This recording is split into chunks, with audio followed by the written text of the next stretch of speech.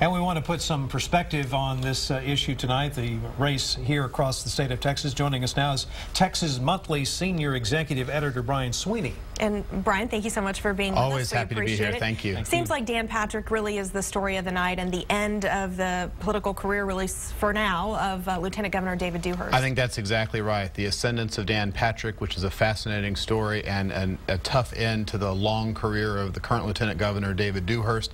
This was a race in which you had multiple Republican candidates in, all of whom had very little daylight between them in terms of the issues, and so the race was in many ways to capture the primary voter by establishing conservative credentials and in many ways saying that they were the most conservative candidate. And it's very clear that Dan Patrick, with these numbers tonight, has connected in a way that the Lieutenant Governor just simply was not able to do it. Well, Leticia Putte, who will be the Democratic nominee, said, bring Dan Patrick on.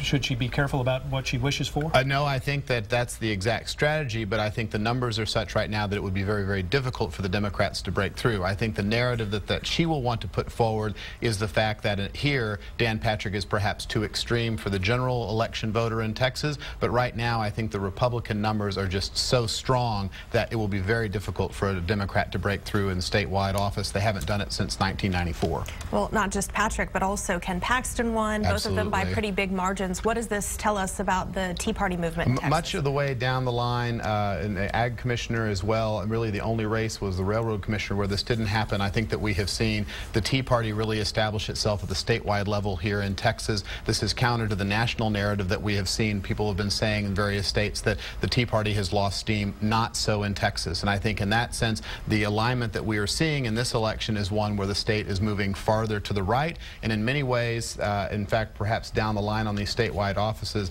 this primary and the primary runoff becomes essentially a default general election because of the strength of the Republican Party. Brian Sweeney with Texas Monthly, thank you so much. Thank you very much. Thank you.